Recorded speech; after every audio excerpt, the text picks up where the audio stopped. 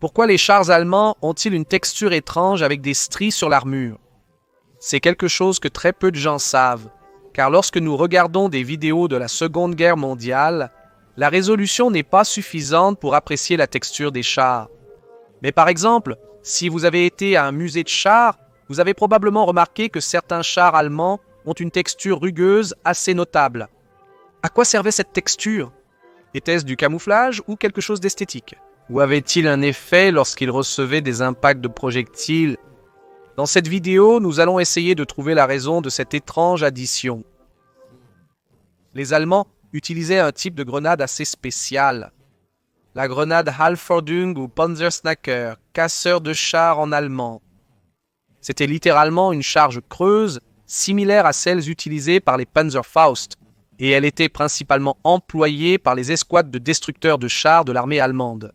Elle avait 3 aimants à sa base, qui faisaient en sorte que, peu importe l'angle de la surface sur laquelle ils étaient collés, ils étaient toujours perpendiculaires à l'armure, la rendant aussi efficace qu'un Panzerfaust et bien sûr moins cher que ce dernier, bien que le Panzerfaust n'arriverait pas avant 1944.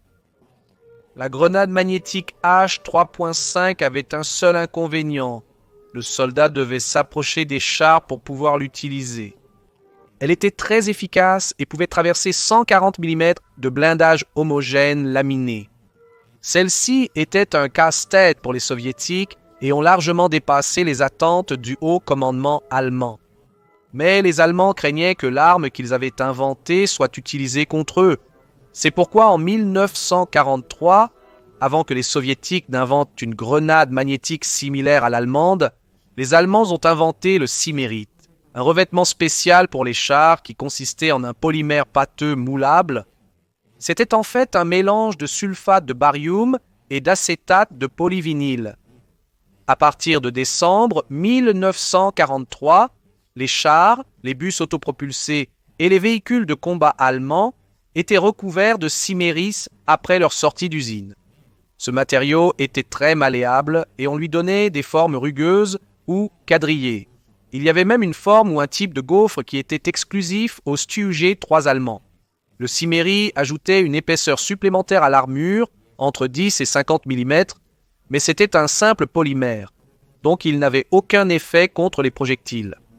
Cependant, il était très efficace pour annuler les capacités magnétiques des grenades qui, une fois lancées contre le Ciméri, tombaient comme des pierres au sol. Le Cimérite ne pesait pas beaucoup, mais il fallait environ 200 kg de Cimérite pour couvrir un Tiger. Il a été utilisé pendant presque un an, de décembre 1943 à septembre 1944. La raison de l'arrêt du Cimérite était qu'il y avait eu beaucoup de rumeurs selon lesquelles il s'enflammait lorsqu'il était exposé à une chaleur intense, bien que ces rumeurs aient été démontrées fausses par la suite. Cela prenait aussi des jours.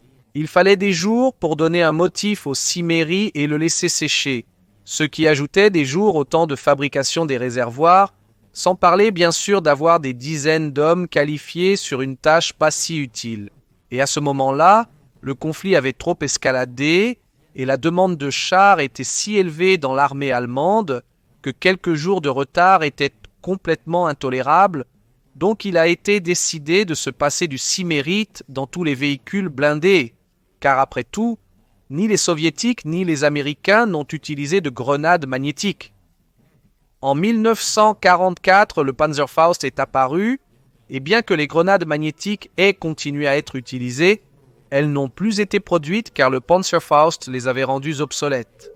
Donc aucune armée n'avait d'incitation à utiliser quelque chose de similaire au Cimériste. Après l'apparition de lance-roquettes comme le bazooka ou le Panzerzweig, quelque chose de similaire au Cimérite n'a plus été utilisé dans les véhicules blindés car ce n'était pas nécessaire.